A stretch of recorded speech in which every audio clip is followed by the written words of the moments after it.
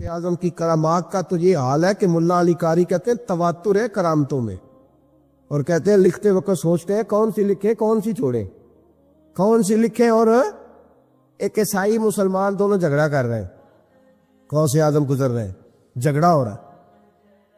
عیسائی مسلمان سے کہتا ہے ہمارے نبی عیسیٰ علیہ السلام نے مردے زندہ کیے، تمہارے نبی نے بھی کو کیا تو بتاؤ۔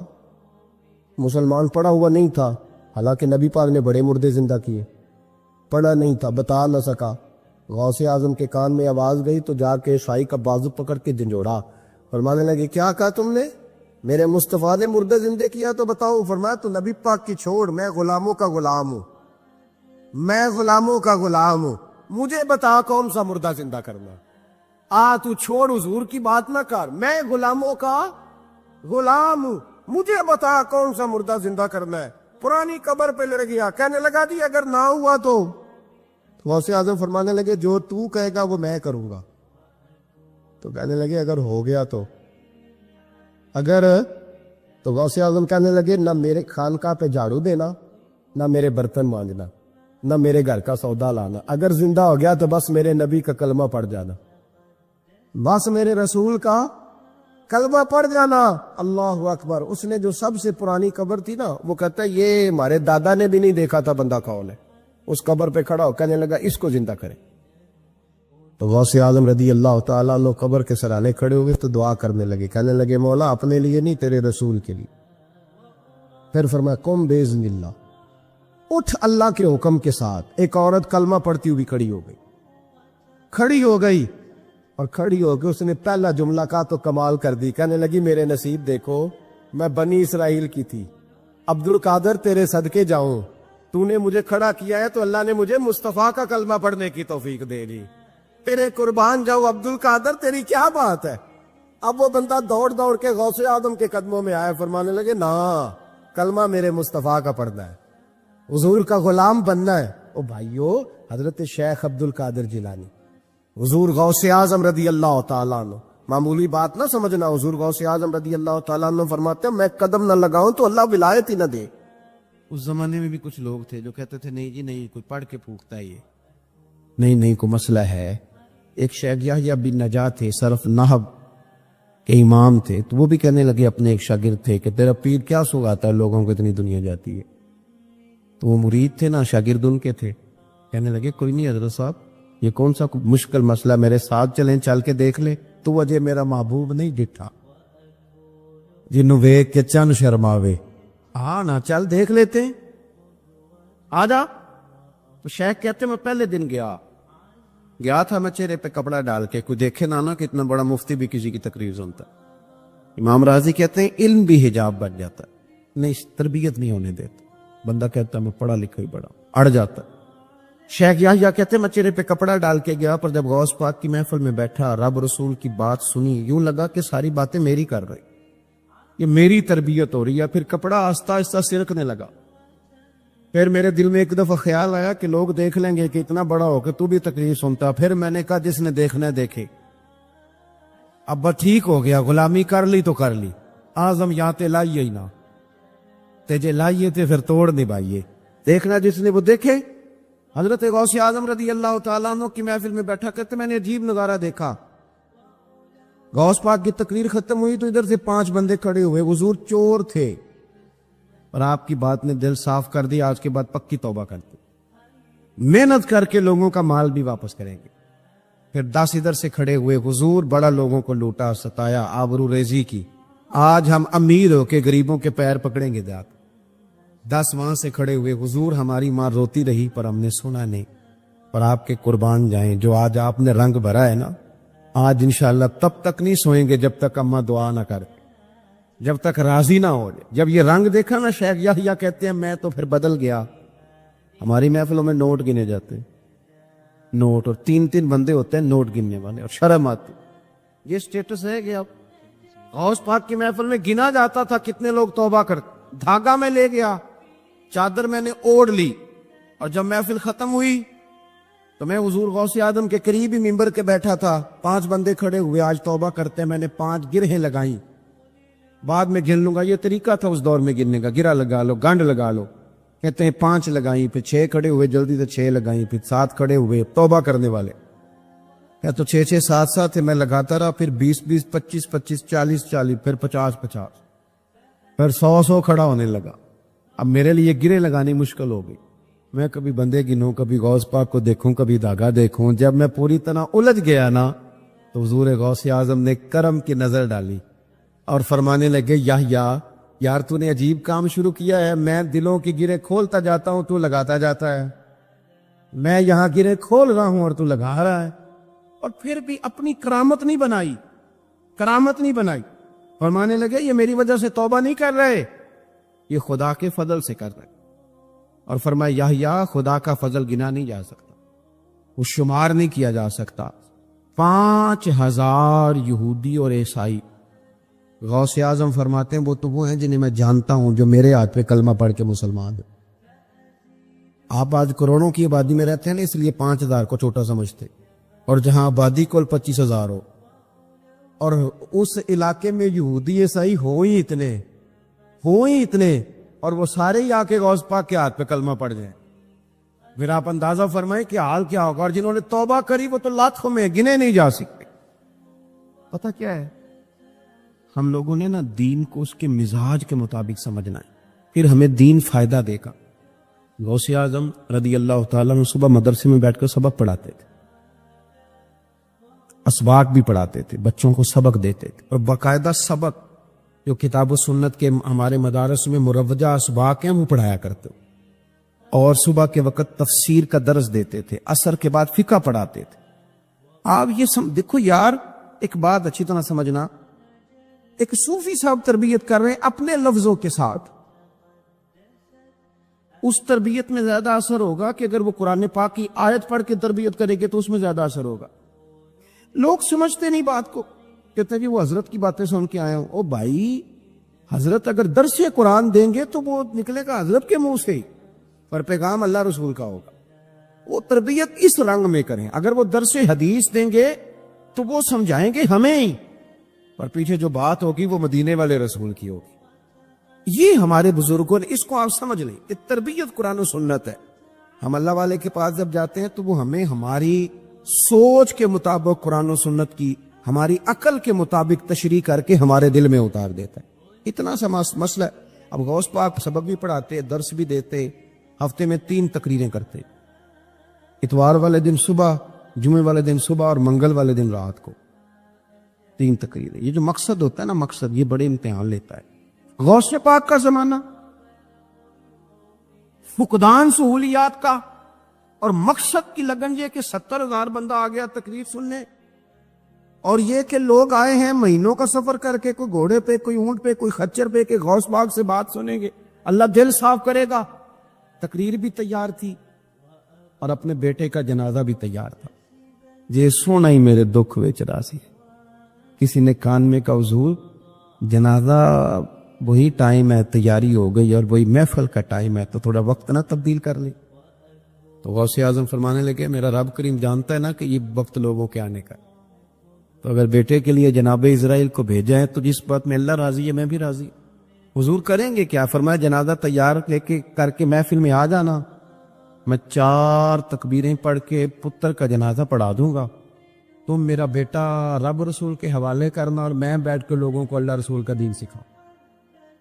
یہ لگن ہے مقصد کی، یہ درد ہے. اس درد میں لپیٹ کر جب لوگوں کو دین پڑھایا جاتا ہے نا تو پھر وہ تقریریں نہیں ہوتی، پھر وہ دین روحوں تک اتر جاتا ہے. اس درد کے اندر جب لپیٹ کر حضور غوث پاک نے یعنی ممبر سے اترے اور بیٹے کا جنازہ پڑھایا، پھر ممبر پہ بیٹھ، پھر رسول اللہ کا دین اور زندگی ساری دین پڑھا، اور ساری زندگی پیغام دی، اور اللہ کے بندوں سے پیار کیا، رب کریم کے بندوں سے محبت کی. غوث اعظم رضی اللہ تعالیٰ عنہ کشتی جہاں چلتی تھی نا دجلہ کے کنارے، وہاں کھڑے تھے تو ایک غریب آدمی رو رہا تھا. تو غوث اعظم رضی اللہ تعالیٰ عنہ نے اسے بلا کے کہا کیوں روتے ہو؟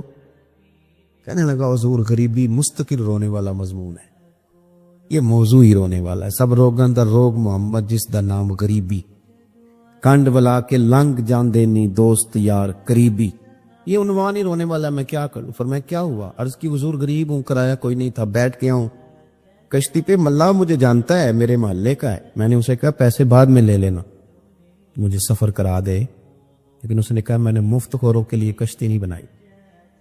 نیچے اتار دیا. حضور چلو نہ لے جاتا بات الگ تھی، لیکن سارے محلے داروں میں جو میری ذلت ہوئی وہ مجھے بڑی تکلیف کر گئی. غوث پاک نے خالی تسلی نہیں دی، میری تھپکی نہیں دی، گھر گئے 100 دینار لائے، ملاح کو بلایا، اس کو 100 دینار تھما کے فرمانے لگے آج کے بعد جو غریب آئے نا اسے رسوا نہ کرنا، اسے عبد القادر جیلانی کے کرائے پہ سفر کرا دے. اسے عبد القادر جیلانی کے کرائے پہ سفر کرانا، یہ کرایہ، اور جب ختم ہوگا تو پیسے اور بھی دوں گا. لوگوں سے پیار کیا، اللہ کے بندوں سے محبت فرمایا، آنے والوں کا خیال رکھ. اب ایک مسئلہ ہے بدگمانیوں کا، اس کا علاج کوئی نہیں، بدگمانیوں کا کوئی علاج نہیں. کچھ لوگوں کو اس دور میں بھی بدگمانیاں تھیں کہ دیکھو اتنے سارے جناب تحفے تحائف اور فلانی شہر، لوگوں کو تحفے آتے نظر آتے، واپس جاتے نظر نہیں آتے. لوگوں کو آتے نظر آتے ہیں پر واپس جاتے نظر، بڑا بڑا مسئلہ ہوتا ہے. آپ کو ہر چیز کا حساب کتاب دینا پڑتا ہے اور آپ بڑی مشکل میں آ جاتے. غوث پاک نے نا 100 گھوڑے، ملا علی قاری نے لکھا 100 گھوڑے غوث پاک نے اکٹھے خرید لیے، خریدے بھی ذرا عربی نسل کے. ترجمہ کرا اج تک کی بنتا ہے اس گل دا، یعنی 1.25 کروڑ والی پجارو تے وہ بھی 100. بڑی مشکل میں نہیں آ جاتے دیکھنے والے. 200 مولوی صاحب دا کی کام میں تینیاں گڈیاں وہ کٹھیاں وہ ہے گل. تو غوث پاک نے 100 گھوڑے کٹھے ہی. یہاں ایک روایت ہے کہ 50 گھوڑے عربی نسل کے مہنگے. اس دور میں وہی عربی نسل کے گھوڑے کمانا وہی تھا جو آج آپ کے ہاں نا لینڈ کروزر کمانا. ایک غوث پاک کا مرید تھا تو ایک شخص سے کہنے لگا چل میں تجھے اپنے پیر صاحب سے ملا کے لاؤں. ملا علی قاری نے اس کو لکھا ہے تو وہ کہنے لگے میں نہیں جاتا پیروں کے پاس. اس نے کہا چل تو صحیح. وہ لے آیا. پہلے دن داخل ہوئے تو غوث پاک کے استبل میں 50 گھوڑے بندھے ہوئے. پہلا ہی شکوا، کہنے لگا یار غصہ نہ کرنا. یہی ہوتی ہے نا باتیں، اسٹائل بھی یہی ہوتی، غصہ نہ کرنا. ویسے ایک گھوڑے سے بھی کام چل ہی سکتا ہے. آپ کو پتہ ہے نا بڑا بڑا لوگوں کو یاد آتا ہے غریبوں کی بچیاں اور فلانی شے اور غریب اور یہ بڑی بڑی چیزیں یاد آ، اس کو بھی یاد آ. غصہ نہ کرنا. میں اب اس بیچارے کے پاس جواب بھی کوئی نہیں تھا کہ حضرت صاحب بات تو ٹھیک ہی ہے، لیکن جب آپ کسی کے ہاتھ پہ بیعت کر لیتے ہیں نا پھر آپ کا ان کہانیوں میں الجھنا بنتا نہیں. پھر یہ تو باتیں پہلے کی تھی نا، سوچتے پہلے تو بات ہو گئی، اب تو عمل کرنا ہے. تو ہوتے ہیں کچھ کچے بندے بھی جو سارے دن کی سیدھے سیدھے ہونے میں ٹائم گزار دیتے، اور جب تک پکے ہوتے ہیں تب تک کام ہی کھڑا ختم ہو جاتا ہے. غوث پاک کا وہ مرید کہنے لگا یار بات تو تیری ٹھیک ہے پر چلو میں پتہ کروں گا 50 کیوں ہیں. آئے ملے، لیکن وہ روز تنگ کرتا وہ بندہ. پھر پوچھا پیر صاحب سے 50 گھوڑے کیوں رکھے ہیں؟ پھر پوچھا پیر صاحب سے. یہ اس شخص نے لکھا ہے جنہوں نے مشکات کی شرح بھی لکھی ہے. میں صوفی درویش کی بات نہیں کر رہا، ایک محدث کی بات کر رہا ہوں جنہوں نے بات لکھی ہے. فرمانے لگے وہی بندہ اعتراض کرنے والا بیمار ہو گیا، جگر میں کوئی ایسی تکلیف ہوئی کہ بغداد کے سب سے بڑے طبیب نے کہا کہ تیرا علاج صرف ایک صورت میں ممکن ہے کہ عربی نسل کا گھوڑا ہو، اسے ذبح کریں گے، اس کا جگر نکالیں، وہ تجھے کھلائیں گے دوائی میں، اور 50 گھوڑے ہوں گے تو ٹھیک ہوگا. اب مسئلہ جب یہاں تک پہنچ گیا تو مرتا کیا نہ کرتا. پھر اپنے اسنگی سے کہنے لگا چل پیر صاحب کے پاس. انہوں نے کہا میں نہیں اٹھ جانا. اس نے کہا نہیں تیری مہربانی، تو کوئی کسی اور چیز پہ بھی تو اللہ کا واسطہ. وہ مانیں گے نہیں. اس نے کہا پیر پکڑوں گا، میں منت کروں گا، میں خدا رسول کے واسطے دوں، ایک دفعہ چل ورنہ مر جاؤں. مرنے والا بندہ کیا کرے جب موت سامنے نظر آئے؟ تو گیا غوث پاک کے پاس اور کہتا سارے رستے سوچتا گیا کہ پیروں پہ سر رکھوں گا، پگڑی اتاروں گا، یہ کروں گا، منت کروں گا، ماں کی بات سناؤں گا، اپنی بہنوں کا واسطہ دوں گا، بڑا کچھ کروں گا، حضور آؤس کے صدقے مان جائیں، چھوٹے بچوں کی بات سن. سارے رستے تیاری کرتا گیا. لیکن جب غوث پاک جیلانی کی ڈیوڑی میں قدم رکھا تو شیخ عبد القادر جیلانی دیکھ کے مسکرائے. فرمانے لگے اور یار تجھے بڑا شکوہ تھا میرے گھوڑوں پہ. اصل میں نہ تو ایک دن میری گلی سے گزر رہا تھا، میں نے تیرے ماتھے پہ نظر ڈالی تو سمجھ آ گئی تو بیمار ہو جائے گا اور تیرا علاج بھی 50 گھوڑوں سے ہوگا. میں نے 50 کیا کرنے تھے، میں نے تو تیرے لیے منگا کے رکھے ہوئے. کچھ تو مجبوریاں رہی ہوں گی، یوں ہی کوئی بے وفا نہیں ہوتا. او خدا کے بندے تیرے لیے رکھے ہیں. فرمایا چارہ ڈالنے کی بھی ضرورت نہیں، وہ میرے مرید ہی ڈالیں گے. تو روز آیا کر، ایک لے جایا کر، اپنا علاج کرا کرنے لگا۔ حضور مرید کر لیں، فرمانے لگے تو اتنے امتحان لے کے بیعت کرے اسے نہیں کیا کرتے، تو مرید یہ ہے، تو لے جا کھا۔ اور اپنا آج تک لوگوں کو بدگمانیاں ہوتی، اور جو عمل کرنے والے تھے، اللہ والوں کی بات ماننے والے تھے، وہ بات مان کے درجات بھی لے گئے، اور جو کہانیوں میں تھے وہ بیچارے آج تک کہانیوں میں ہیں، ابھی تک ان کا الجبرا اور ہندسہ کا رزلٹ کوئی نہیں آیا، ابھی تک یہاں کہانیاں۔ ان بزرگوں کی تعلیمات پر عمل کریں۔ غوث پاک رضی اللہ تعالیٰ عنہ کی ساری زندگی پڑھو گے تو جو چیز سب سے زیادہ نظر آئے گی وہ اللہ کے بندوں کا پیار ہے۔ کسی نے پوچھا تھا حضور غوث اعظم سے کہ آپ کی ولایت کس طرح کی ہے، تو آپ نے اپنی ایڑی کی طرف اشارہ کر کے فرمایا جب تک میرا قدم نہ لگے اللہ کسی کو ولایت دیتا ہی نہیں۔ وہ میری ولایت کی بات کرتے ہو، میں جب تک مور نہ لگاؤں اللہ کسی کو ولی بناتا۔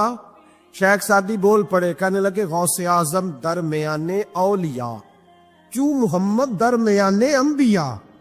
حضور غوث اعظم رضی اللہ تعالیٰ عنہ کا ولیوں میں وہی مقام ہے جو نبی پاک کا نبیوں میں مقام۔ امام الاولیاء، سرتاج الاولیاء حضور غوث پاک رضی اللہ تعالی عنہ۔ حضور غوث اعظم رضی اللہ تعالیٰ عنہ فرماتے میں تقریر نہیں کرتا تھا، تعلیم مکمل کر لی، بات نہیں کرتا تھا۔ میں کہتا تھا میں کیسے لوگوں کے سامنے واز کروں؟ کہتے مجھے خواب میں مصطفیٰ کریم کا دیدار نصیب ہوا۔ محبوب نے فرمایا عبد القادر بات کیوں نہیں کرتے؟ میں نے کہا حضور یہ عربی لوگ ہے، فصیح و بلیغ ہے، ہر آدمی بات سمجھتا ہے، تو میں کس طرح اتنے مجمع میں بولوں گا؟ بڑا مشکل کام ہے، ہر آدمی کی ذہنی سطح کے مطابق کیسے بات کروں گا؟ کہتے مصطفیٰ کریم نے فرمایا منہ تو کھولو ذرا۔ کہتے میں نے منہ کھولا تو حضور نے 7 دفعہ لعاب دہن میرے منہ میں ڈال دیا۔ فرمایا اب تو بولتے جانا اور میری برکتیں تیری مدد کرتی جائیں گی۔ آپ فرماتے ہیں اگلی شام میں سویا تو مولا علی شیر خدا بھی آ گئے، تو فرمانے لگے عبد القادر منہ کھول نا بیٹا، تو میرا بھی ہے۔ کہتے میں نے منہ کھولا تو حضرت علی نے 6 دفعہ لعاب دہن ڈالا۔ میں نے کہا حضور آپ نے 6 دفعہ ڈالا ہے؟ تو خواب میں حضرت علی فرماتے ہیں، کہتے ہیں بیٹے میں نبی پاک کے برابر تو نہیں نہ ہو سکتا، میں نبی پاک کے برابر، حضور نے 7 دفعہ ڈالا تو 6 دفعہ اس لیے ڈالا کہ میں حضور کے برابر۔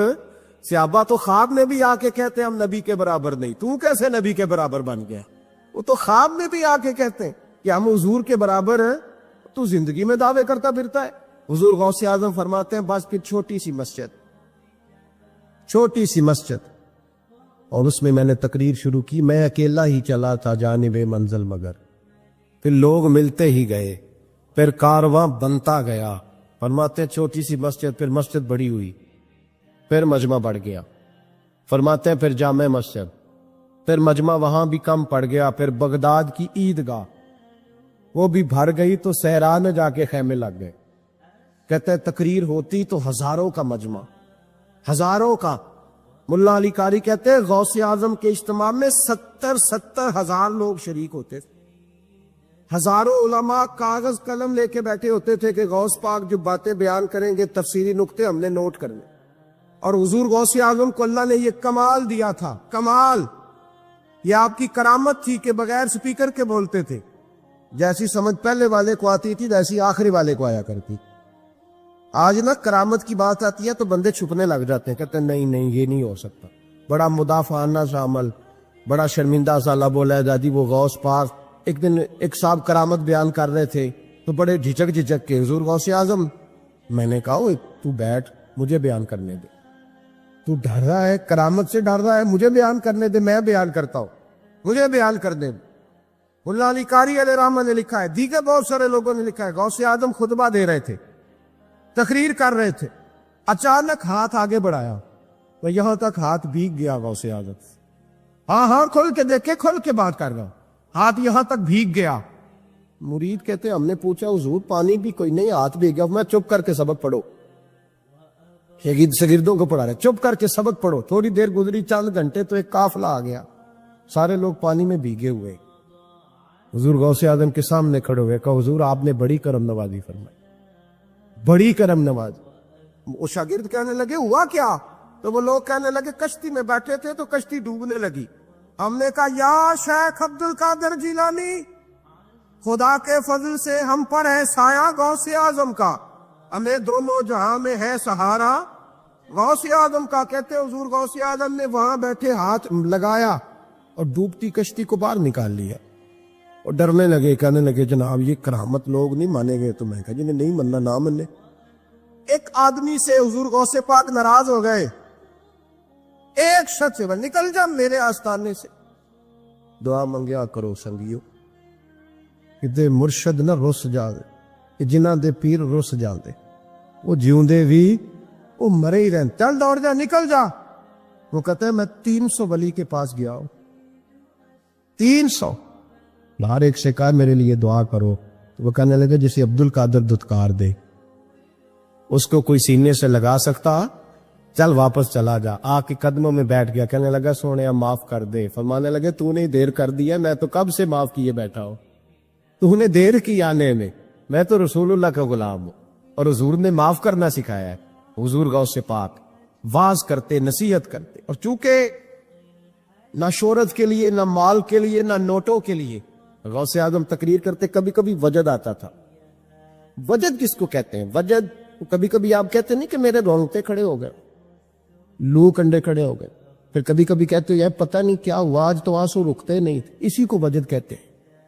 اسی کو، یہ ایک کیف ہے، ایک مستی ہے جو چڑھ جاتی ہے، ہر جگہ چڑھتی، کہیں کہیں چڑھ جاتی ہے، اور کمال ہو جاتا ہے جب چڑھ جائے، پھر مزہ آ جاتا ہے۔ نہ انکار کریں اج میرا، اج موسم بڑا سہانا، مستی دا اج می برسا دے، نہیں پیاس دا کوئی ٹھکانا، تیرے کول اتر پرانا تے ساڈا درد بھی بڑا پرانا، تے میرا ہس ہس ٹال لا سانو، اسی پیتے ہو باج نہیں جانا۔ کبھی کبھی ایک ماحول ہوتا ہے نا، کبھی کبھی حضور غوث اعظم وجد میں آتے تھے، کبھی کبھی اللہ کی دریائے رحمت کو بھی کبھی کبھی جوش آتا ہے، اور میرے حبیب فرماتے ہیں وہ پہلے آسمان پر نزول اجلال کرتا ہے جو اس کی شان کے لائق، اور فرماتا ہے بندو مانگ لو جو مانگو گے میں دے دوں گا۔ میرے محبوب کے دریائے رحمت کو بھی جوش آتا تھا، حضور فرماتے تھے آج پوچھو جس نے جو پوچھنا ہے، پوچھو۔ حضور فرمایا کرتے تھے، ایک دن حضرت ربیعہ بن کعب سامنے کھڑے ہیں تو میں سال یا ربیعہ، ربیعہ جو دل کرتا ہے مانگ لے، تیرا نبی تجھے دے دے۔ کبھی کبھی دریائے کرم جوش میں، تو غوث اعظم کو کبھی کبھی جوش آتا تھا۔ ایک دن تقریر کرتے کرتے کرتے کرتے جذبات میں آ گئے، جوش میں، یوں نظر اٹھائی تو حضرت خضر گزر رہے تھے اوپر سے، اور جوش جذبات میں فرمانے لگے او بنی اسرائیل کے ولی ذرا نیچے تو اتر، ذرا محمد عربی کے غلام کی بھی چند باتیں سن کے جا، تجھے سناؤ رسول اللہ کے غلام کس طرح کے ہوتے ہیں۔ حال میں وجد میں، کیف میں، تھوڑی دیر گزری تو تڑپنے لگے، مجمع پہ سکوت تاری، لوگ سمجھ نہیں رہے ہو کیا رہا۔ ایک آپ کے خلیفہ تھے حضرت علی بن ہیتی، وہ دیوار کے ساتھ ٹیک لگا کے سو رہے تھے، سارا مجمع دم بخود ہے یہ کیا ہونے لگا، غوث پاک اٹھے، تقریر وہیں رہ گئی، علی بن ہیتی کے پاس جا کے یوں ہاتھ باندھ کے کھڑے ہو گئے، اور دیر تک نبی پاک پہ درود پڑھتے رہے۔ ان کی آنکھ کھلی تو وہ بھی روئے، غوث اعظم بھی روئے، دعا ہو گئی، جلسہ ختم۔ غوث پاک سے تو پوچھنے کی طاقت ہی نہیں تھی نا کسی کی، ان سے کون پوچھے؟ لوگ حضرت علی کے پاس، حضرت علی بھی نہیں تھی رحمت اللہ علیہ، حضور یہ کیا ہوا ہمیں سمجھ نہیں آئی۔ آپ فرمانے لگے تمہیں کیا بتاؤ، تم کسی معمولی پیر کے ماننے والے نہیں ہو، میں آج غوث اعظم کی محفل میں بیٹھے بیٹھے ہی مدینے پہنچ گیا ہوں، اور مجھے رسول اللہ کے جلوے نظر آنے لگے ہیں، پر میرے شیخ کا کمال دیکھو، جو میں خواب میں دیکھ رہا تھا عبد القادر ظاہری آنکھوں سے نظر فرما رہے ہیں، ظاہری آنکھوں سے، عالم وجد میں، کیف میں، سرور میں۔ آپ نے 40 سال لوگوں کو تبلیغ فرمائی، ہزاروں یہودیوں نے کلمہ پڑھا، لاکھوں عیسائیوں کا بڑا عالم تھا۔ وہ کہتا میں پوری انجیل پڑھتا تھا، جتنے نسخے تھے سب مجھے یاد تھے، لیکن میں متاثر ہو گیا اسلام سے، یمن کا رہنے والا تھا، میں نے ایک ٹھان لی اس کے ہاتھ پہ کلمہ پڑھنا ہے جو اس وقت نبی پاک کی امت میں سب سے زیادہ شان والا ہو۔ کہتے ہیں میں سویا تو خواب میں جناب عیسیٰ کا دیدار ہوا، اور مجھے کہنے لگے تلاش کرنے کی ضرورت ہی کوئی نہیں، بغداد چلا جا، بغداد حضور غوث پاک کی بارگاہ میں، اور ماننے لگے اس وقت نبی پاک کی امت میں سب سے زیادہ شان اللہ نے حضور غوث اعظم کو عطا فرمائی، شیخ عبد القادر جیلانی رضی اللہ تعالی۔ غوث پاک ہم کوئی دیوانے لوگ نہیں، یا ہمیں شعور نہیں، یا ہمیں عقل نہیں. ساری زندگی کھل کے جس چیز کا زیادہ تعارف کرایا وہ غوث اعظم کی نسبت ہے. اب تو ہمارے ہاں پیری مریدی کا رواج ہی نہیں نا. حضرت باعزیز بستامی فرماتے تھے میں اس مولوی کے پیچھے نماز نہیں پڑھتا جو کسی کا مرید نہ ہو. اس کا اپنا پیشوا کوئی نہیں، وہ میری پیشوائی کیسے کرے. حضرت مخدوم اشرف جہانگیر سمنانی فرمایا کرتے تھے میں تو اس دکاندار سے سودا نہیں لیتا جو کسی کا مرید نہ ہو. اس لیے کہ جس نے تربیت ہی نہیں لی، جس کے اندر درد ہی نہیں، روحانیت ہی نہیں، اس کا پیشوائی کوئی نہیں، کس طرح اب تو ماحول نہیں نہ رہا. لیکن یاد رکھو یہ نسبت اتنی تگڑی ہے، اتنی تگڑی کہ ہمارے صوفیاء نے ساری زندگی غوث اعظم کا غلام کہلانے میں فخر محسوس کیا. کیا رشتہ داری تھی اعلیٰ حضرت بریلوی کی ان سے، کیا تعلق تھا پیر میر علی شاہ صاحب کا ان کے، کیا ان کا، لیکن ان لوگوں نے ساری زندگی کھل کے غوث اعظم کے تذکرے کیے. کیوں؟ غوث اعظم نے 40 سال عشاء میں وضو کیا اور فجر تک اللہ کی عبادت. فرماتے ہیں میرے مالک نے کہا عبد القادر کچھ مانگ لے. نہ اپنے لیے مانگا نہ اولاد کے لیے. کہنے لگے مولا قیامت تک جو میرا نام لے نا اسے بغیر توبہ کے مرنے نہ دینا، مرنے لگے تو توبہ کی توفیق دے دینا. فرماتے ہیں میرے مالک نے وعدہ کیا ہے جو میرا ماننے والا ہوگا بغیر توبہ کے نہیں مرے. اور حضور غوث پاک رضی اللہ تعالیٰ عنہ فرماتے میں تو قیامت میں بھی اتنی دیر جنت میں نہیں جاؤں گا جب تک سارے مرید نہ ساتھ چلے جائیں. میں نہ جانا نہیں، کھڑا ہو جاؤں، عرض کروں گا مولا بھیج. میں نے کہا یہاں بھی لوگ ڈر جاتے ہیں، یہ کیسے ہو سکتا ہے؟ بھائی پڑھو نا مشکوٰۃ شریف. میرے نبی پاک علیہ السلام نے فرمایا ایک بندے نے ایک اللہ کے بندے کو پانی پلایا تھا، قیامت کے دن اللہ اس کی برکت سے اس گناہگار کو جنت عطا کر دے گا. اور حضور نے فرمایا بخاری میں المرء مع من احبا، جو جس سے محبت کرے گا قیامت میں اسی کے ساتھ اٹھایا جائے گا. تو ساری زندگی قادری کہلائے، ساری زندگی غوث اعظم کا غلام کہلائے، ساری زندگی خواجہ اجمیر کا نوکر کہلائے، ساری زندگی شاہ نقش بند کا غلام کہلائے، ساری زندگی شیخ شہاب الدین سہروردی کا اپنے آپ کو منسوب کرے اور دنیا سے جائے تو ایسے چلا جائے. میرے نبی نے نص بیان کر دیا جو جس سے پیار کرے گا اسی کے ساتھ جائے گا. حضور غوث اعظم رضی اللہ تعالیٰ عنہ کے والد تو بچپن میں وصال کر گئے تھے. غوث پاک رضی اللہ تعالیٰ عنہ نے ایک اینٹ سے کام شروع کیا اور غوث اعظم نے باقاعدہ کام کیا. ہمارے ہاں چونکہ رواج نہیں تحقیقی مقالہ جات کا، ورنہ غوث اعظم رضی اللہ تعالیٰ عنہ کا علمی کام بھی ہے، طریقت میں کام بھی ہے، تصنیف میں کام بھی ہے، جہاد میں بھی کام ہے. یہ صلاح الدین ایوبی دراصل حضور غوث پاک کے تیار کرتا ہے. یہ ساری فوج جو 70,000 تھی یہ ساری غوث پاک کے مریدوں کی فوج تھی. یہ سارے لوگ حضور اور کئی پہلوؤں پر غوث اعظم نے کام کیا. کس طرح کیا؟ کس طرح کیا؟ وہی ترتیب جو آج تک ہمارے بزرگوں نے ہمیں دی ہے. غوث اعظم واعظ کہا کرتے تھے، تقریر کرتے. اور تقریر کرنا آج کل لوگ سمجھتے ہیں، وہ کچھ لوگ کہتے ہیں چھوڑو جی یہ فلانا بندہ تو ایک خطیب ہے. آپ کے خیال میں خطیب ہونا کوئی بالکل فضول کی بات ہے؟ اسے کوئی معنی نہیں. دیکھو خطابت اتنا ضروری کام ہے کہ غوث پاک فرماتے ہیں جب میں نے تعلیم مکمل کر لی اور میں پڑھ چکا تھا پر میں تقریر نہیں کرتا تھا، تو کہتے ہیں مجھے خواب میں نا خود رسول کریم علیہ السلام کی زیارت نصیب ہوئی اور نبی پاک صلی اللہ علیہ وسلم نے مجھ سے فرمایا تو تقریر کیوں نہیں کرتا، بات کیا کر، بات کیا کر. اللہ تبارک و تعالیٰ تیری وجہ سے لوگوں کو فیض یاب کرے، گفتگو کر. آپ جب بات کرتے ہیں نا کوئی بات دین کی تو بندہ اس وقت عمل کرے نہ کرے.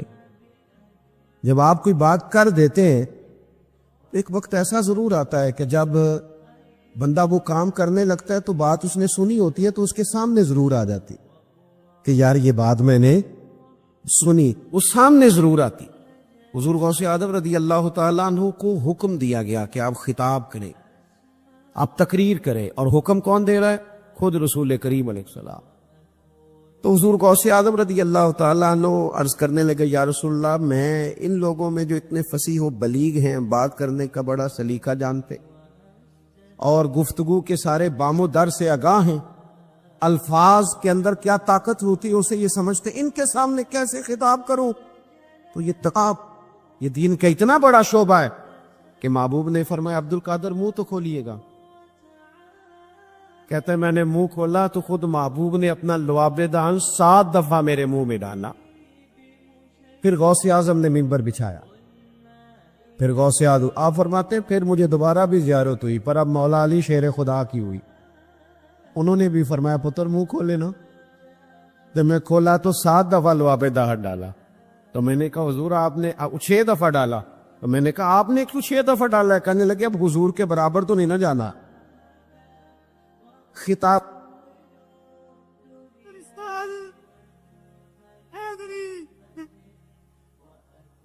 اللہ آپ کو جی رہے خیر.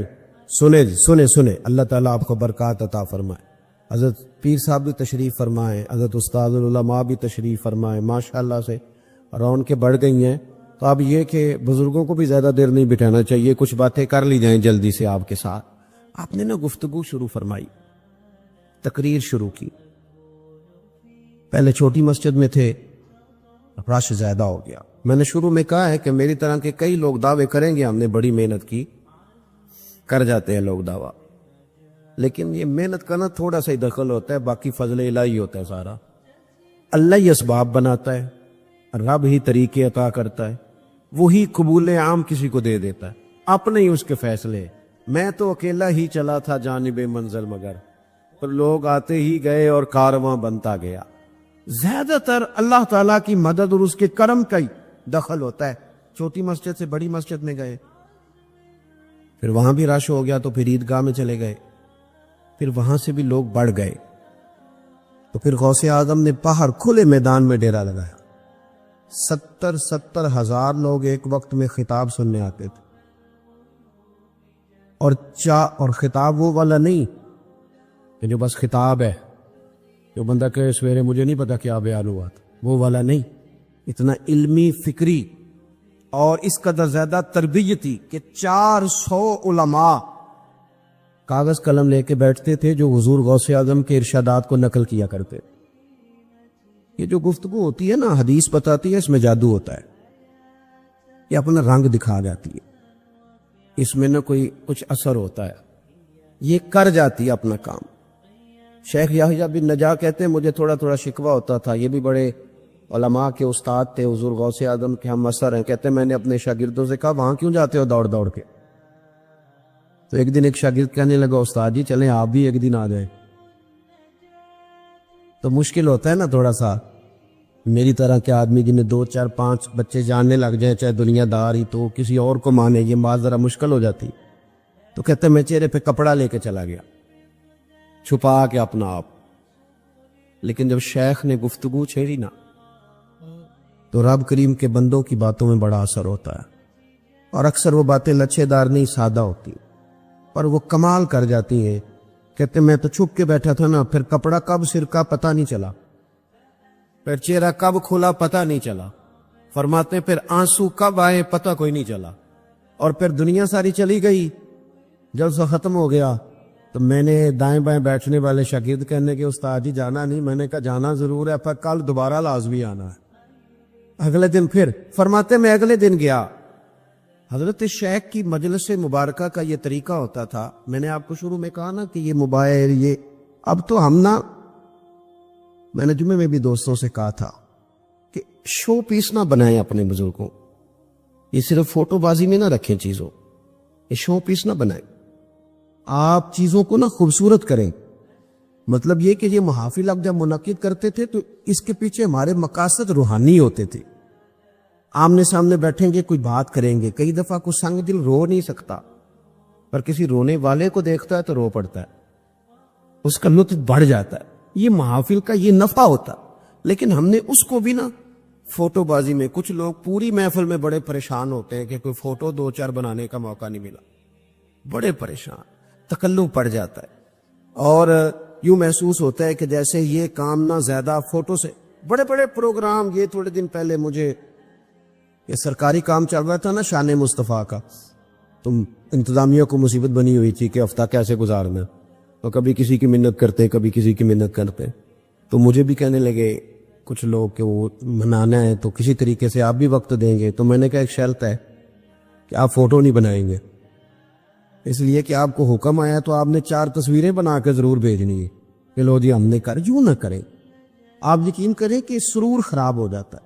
ایسے تو کہاں تھی فوٹو غوث پاک کے زمانے میں، کہاں تھا میڈیا؟ بات سینہ بسینہ تھی نا. کوئی درد تھا، ایک جاتا تھا تو وہ 15 کو لے کے ساتھ آتا تھا. وہ بات پھیل گئی، اور چونکہ خلوص تھا، نہ مرید بڑھانے کا شوق، نہ اپنی شہرت کا شوق. آپ کوئی بھی کام ہے نا ایسا، کوئی بھی دنیا میں کوئی بھی کام، وہ ٹائم ضرور مانگتا ہے. آپ کو وقت دینا ہے، اور آپ جس شعبے سے تعلق رکھتے ہیں اس کے لیے آپ کو چیزوں کو مینیج کرنا ہے. آپ یہ نہیں کہہ سکتے کہ آپ کی سوشل لائف ہوگی، ضرور ہوگی، لیکن اگر آپ نے دعویٰ کر لیا نا کہ میں دین کا خادم ہوں، اور یہ صرف علماء کے لیے، مشائخ کے لیے نہیں، میرے جیسے لوگ جو فلانے آستانے سے وابستہ ہیں، فلانے آستانے سے وابستہ ہیں، آپ وابستہ ہو کہ آپ کو اجازت نہیں ملے گی. جب آپ نے کرامت سنانی ہے نا گھر اپنے پیر صاحب کی، تو پھر آپ کو گھر میں میٹھا بھی بولنا پڑے گا، ورنہ گھر والے کہہ دیں گے یہ سکھاتے ہیں تمہیں پیر صاحب، یہ سکھاتے ہیں تمہیں استاد جی. آپ نمائندے، پھر آپ کو وقت دینا ہے، پھر آپ کو ٹھیک ہونا ہے، پھر آپ کو اپنے لب و لہجے کے اوپر، سوچوں پر تھوڑا پہرا رکھنا ہے. حضور غوث پاک رضی اللہ تعالیٰ عنہ نے بڑا وقت دیا. صبح درس دیا فقہ کا، فجر کے بعد سننا ذرا بات، اور پوری سننا، اور 10 بجے باقاعدہ مدرسہ پڑھایا، اور کام وہی کیے جو سارے مولوی کرتے. اور یہ کام کرنے والوں کو لوگ مولوی کہتے ہیں، پیر نہیں کہتے، ساری زندگی نہیں کہتے. اور کئی پیر بھی میں نے دیکھے ہیں بڑے فخر کے ساتھ کہہ رہے ہوتے ہیں ماشاءاللہ. علامہ صاحب، مولانا صاحب اتباع ہو جی، ان کی گفتگو میں محسوس ہوتا ہے کہ یہ سمجھ رہے ہیں کہ مولانا صاحب شاید اس درجے کے نہیں، معاذ اللہ جہاں میں ہوں. سنیں، صبح فقہ کا درس دیا غوث پاک نے، اور پھر صبح 9-10 بجے مدرسہ پڑھایا، اسباق پڑھائے، باقاعدہ کتابیں پڑھاتے تھے غوث پاک. اور میں انشاءاللہ تعالی ذمہ داری سے حوالہ عرض کروں گا، ہمارے ہاں نا مدارس میں ناظم تعلیمات ہوتے ہیں جو اسباق تقسیم کرتے ہیں. چلو میں آپ کی بولی میں بتاتا ہوں، پیریڈ نہیں بانٹے جاتے، چلو اللہ کرے تو ہم سمجھ لگ گئے. اسی کا ترجمہ مدرسے میں اسباق بانٹنا ہوتا ہے. یہ استاد یہ پڑھائے گا، یہ استاد یہ سبق پڑھائے گا. تو ناظم تعلیمات اسباق تقسیم کرنے لگے تو حضور غوث اعظم سے کہنے لگے حضور آپ کو کون سا سبق دینا ہے، یعنی کتاب کون سی دیں آپ کو؟ فقہ پڑھائیں گے، اصول پڑھائیں گے، حدیث پڑھائیں گے، گرامر پڑھائیں گے، نحو، کیا سبق آپ کو دے؟ تو غوث پاک فرمانے لگے مجھے سبق نہ دو. تو حضور پھر فرمایا اس طرح کرو کہ لائق بچے تم سارے رکھ لو، نالائق سارے مجھے دے دیں. نالائق دو سارے، میں نالائقوں کو پڑھاؤں گا. نالائق سارے، میں اکثر کہتا ہوں کہ یہ جو پاس آیا، فرسٹ آیا ہے تمہارے کالج میں، اس کا تم نے بورڈ پہ فوٹو لگائی ہے، تو جو فیل ہوا ہے فیسیں تو اس نے بھی پوری دی تھی، کالج تو وہ بھی آیا تھا، اس کا بھی تو کوئی والی وارث بنے نا، اس کا بنتا ہی کوئی نہیں. فرمایا یہ نالائق مجھے دو، بلکہ میں نے پڑھا. ایک کند ذہن بچے کو غوث پاک سبق یاد کرا رہے ہیں کہ مدرسوں کے بچے بڑے پیار کے قابل ہوتے اور بڑے بڑے انوکھے ہوتے. آپ یقین کریں کبھی کبھی یہ اتنا پیار دے جاتے کہ دل ٹھنڈا ہو جاتا، مزہ کر جاتے. تو ایک بچہ تھا غوث پاک سبق پڑھا رہے تھے، تو وہ نا کند ذہن تھا بیچارہ، یاد ہی نہیں ہوتا تھا. 2-4 دفعہ حضور غوث اعظم نے اس پر محنت کی، پڑھایا، سکھایا. تو ایک مرید عرض کرنے لگے استاد کے حضور آپ چھوڑیں، یہ کند ذہن ہے. تو آپ فرمانے لگے نا بھائی، کوئی مداخلت نہ کرے، مجھے اس سے پیار کر دے دو. تمہیں کیا پتا وقت کیا ہے، آئندہ حالات کیا ہیں. وہ استاد کہتے ہیں پورا ہفتہ نہیں گزرا تھا کہ وہ طالب علم انتقال کر کے. اب مجھے سمجھ آئی کہ سرکار غوث اعظم کا اس سے محبت کا یہ انداز کیوں تھا. صبح درس دیا، دوپہر مدرسہ پڑھایا، زور کے بعد پھر تفسیر کا درس دیا، عصر کے بعد پھر لوگوں کو حدیث پاک کا درس دیا، اور ہفتے میں 3 دن خطاب کیا، اور 70 ہزار کے مجمع سے خطاب کی. اور یہ جو ایک تو ہوتا ہے نا، آپ پورے ملک میں کہیں کہیں جا رہے ہیں تو ایک تقریر بھی چل جاتی ہے، لیکن اپنی مسجد میں ہر جمعے ایک تقریر نہیں چلتی، وہاں تیاری کرنی پڑتی ہے، کچھ نہ کچھ نیا بیان کرنا پڑتا ہے. تو اگر آپ اپنے ہاں ہی روز جلسہ منعقد کریں گے تو پھر آپ ایک ہی تقریر روز نہیں کریں. تو ہفتے میں 3 دن بیان ہوتا تھا، جمعے والے دن صبح، اتوار والے دن صبح، منگل والے دن شام. اب اس کے لیے بھی کچھ تیاری ہے حضور غوث پاک کی. اور 70 ہزار کے مجمع نے تقریر سنی، یہ صبح سے شام تک کی مصروفیت ہے. لوگ تقریر سن کے چلے گئے اور شیخ عبد القادر جیلانی گھر آئے, وضو کیا اور مصلی بچھا لیا. انہوں نے نہیں کہا کہ تقریر بھی تو نفل ہی ہے نا, انہوں نے نہیں کہا کہ درس فقہ بھی تو نفل ہی ہے نا, اور پھر ساری رات انہوں نے رب کریم کی یاد بھی کی. اس ترتیب سے کبھی کبھی بڑی مشکلات آ جاتی ہیں. آپ لوگوں نے بڑا پہلے وقت لیا تھا, آپ نے بڑی محنت کری, اشتہار بنوائے, تیاری کی, یہ بچے کئی دفعہ گئے, اور مجھے پتا ہوتا ہے اب میں جب آیا ہوں تو میں دیکھ رہا تھا کہ کتنے یہ جذبات میں ہیں اپنی محفل کے تعلق سے, کتنا شوق ہے, چہرے سے نظر آ رہا تھا. خدا نہ خواستہ کسی وجہ سے میں مس ہو جاتا تو یہاں جو کیفیات تھی وہ بڑا اور رخ اختیار کر جاتی. میں نے کہا کہ دین کا کام بڑی محنت مانگتا ہے آپ کو, اور پھر انسان ہے, اس کے ساتھ سوشل لائف وابستہ ہے, کئی جگہوں پہ اس کے رشتے ہیں, تعلقات ہیں. غوث پاک کے لیے 70,000 کا مجمع آ گیا ہے تقریر سننے, اور ہماری طرح کی سہولیات نہیں کہ میسج چھوڑ دیا جائے کہ آج بات نہیں ہوگی. کوئی گھوڑے پہ بیٹھا ہے, میلوں کا سفر کر کے ہے, کوئی خچر پہ بیٹھا ہے, کوئی 4 دن میں پہنچا ہے, کوئی 6 دن میں پہنچا ہے. 70,000 کا مجمع لگ گیا, لوگوں کی آمد ہو گئی سننا. دوستو, میں نے کہا کہ دین کا کام جن لوگوں نے کیا انہوں نے کر دکھایا. ادھر مجمع لگ گیا, ادھر صاحبزادے کا انتقال ہو گیا. این وہ وقت جو خطاب کا ہے, قبر شریف تیار ہو گئی, غسل ہو گیا, کفن دے دیا گیا. حضرت غوث پاک رضی اللہ تعالیٰ عنہ سے اہل خانہ نے کہا حضور آپ کیا کرنا ہے, جلسہ یا بیٹے کا جنازہ؟ یہ مشکل کبھی کبھی آتی ہے, لیکن پھر کھڑا کرتی ہے بندے کو, احساس دلاتی ہے کہ اب پتہ چلے گا کہ تیرا اصل وعدہ کس کے ساتھ, اصل تو نے کہاں عہد کیا ہے جس کو تو نے نبھانا ہے. حضور غوث پاک فرمانے لگے بھائی یہ جو لوگ آئے نا 70,000 جی آئے ہیں رب رسول کا دین سننے. تو مالک کو بھی تو پتا تھا نا کہ یہ دین سننے آئے, پتا تھا نا مالک کو. تو میرے بیٹے کو اگر آج ہی اس نے اپنی بارگاہ میں بلایا ہے, اگر وہ اس بات پہ راضی ہے تو میں بھی اس کی رضا پہ راضی ہوں. فرمایا تم اس کو غسل دو, کفن دو, میں جا رہا ہوں خطاب کرنے. جب جنازہ تیار ہو جائے تو محفل میں لے آنا, چند منٹ ممبر سے اتر کے جنازہ پڑھا دوں گا, پھر تم جا کے دفن کرانا, اس لیے کہ میرے لیے جو زیادہ ضروری ہے وہ رسول پاک کے دین کی تبلیغ. جیسو نہیں میرے دکھ بچرا. جو لوگ نظریات کو پختہ کر لیتے ہیں نا, امام غزالی دعا مانگا کرتے, یا اللہ مجھے دیہات کی بوڑھی عورتوں جیسا ایمان عطا فرما. یہ جو ہمارے بچے نئے آئے نا دلائل کی دنیا میں, ان کو پتہ بھی نہیں کہ اس چیز کا ماخذ کیا ہے, اس کی اصل کیا. وہ بھی دلائل کی آپ اعتماد کریں. آپ کا کیا خیال ہے کہ جو عالم آپ کے سامنے 11ویں دے رہا ہے اس نے مرنا نہیں؟ آپ کیا سمجھتے ہیں کہ وہ کیا مطلب آپ سے وصول کر لے گا آپ کے سامنے 11ویں بیان کر کے؟ تو اتنی زمانہ بیت گیا. اب ان تکلفات میں آپ نہ پڑھیں. اعلی حضرت بریلوی سے زیادہ میں حوالہ کیا پیش کروں. سید محدث اعظم کچوچوی رحمۃ اللہ علیہ فرماتے ہیں کہ 11ویں شریف کے نیاز تھی تو شرینی کا ایک ٹکڑا زمین پہ گر گیا. تو میں نے اس شخص کو دیکھا جو علم ہندسہ, الجبرا اور ریاضی سے لے کر تفسیر تک کا ماہر ہے. اس شخص کو میں نے دیکھا کہ انہوں نے اپنا سر زمین پہ جھکایا اور اپنی زبان کے ساتھ وہ شرینی اٹھا کے بتایا کہ 11ویں نہیں, ہم تو 11ویں کے لنگر سے بھی اتنا پیار کر. ایک بات مجھے پسند بڑی ہے, اگرچہ میں نام نہیں لینا چاہتا کس نے لکھی ہے, میں نے لیا بھی تھا کئی دفعہ, لیکن بات بڑی کمال ہے, غیرت کی ہے. اور میں نے تو اس ایک حوالے کے لیے پوری کتاب 10 جلدوں کی منگا کے رکھی ہوئی ہے, ایک حوالے کے لیے, ایک بات کے لیے. غوث اعظم کا دھوبی فوت ہو گیا. کون؟ پتہ نہیں آپ کو بھی اتنا ہی مزہ آ رہا ہے جتنا مجھے آ رہا ہے. حضور غوث اعظم کا دھوبی فوت ہو گیا, کپڑے دھوتا تھا. تو بعد میں اس دھوبی کو کسی نے خواب میں دیکھا تو پوچھا کیا بنا؟ تو کہنے لگے کچھ بھی نہیں. فرشتے نے آ کے پوچھا مال ربو کا, رب کون ہے؟ تو میں نے کہا میں تو غوث پاک کا دھوبی ہوں. اس نے پوچھا ماں دینوں کا تیرا دین کیا ہے؟ تو میں نے کہا میں غوث پاک کا دھوبی ہوں. فرشتہ پھر کہنے لگا تو کیسا دیوانہ ہے, میں کہہ رہا ہوں کہ اللہ کا پتہ بتا, رب بتا, تو غوث پاک کا بتا رہا ہے.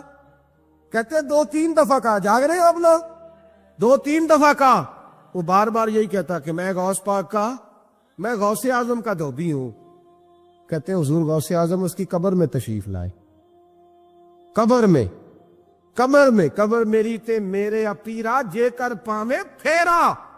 قبر میری تے میرے اپیرا جے کر پاویں پھیرا. قبر دے وچوں ہڈیاں اٹھ کے مجرا کر سن تیرا. حضور غوث اعظم قبر میں آئے اور فرمانے لگے کیوں تنگ کرتے ہو میرے ماننے والے کو, کیوں تنگ کرتے ہو میرے, یہ کوئی لوارث ہے اس کو تنگ کر رہے ہو؟ کہا حضور اللہ کا پتہ بتاتے ہیں تو آپ کا بتاتے ہیں. فرمانے لگے تمہیں سمجھا رہا ہے, یہ تمہیں سمجھا رہا ہے کہ عبد القادر کے تو کوئی دروازے سے گزر جائے تو اسے خدا یاد آ جاتا ہے, اس نے تو ساری زندگی کپڑے دھو کے دیے.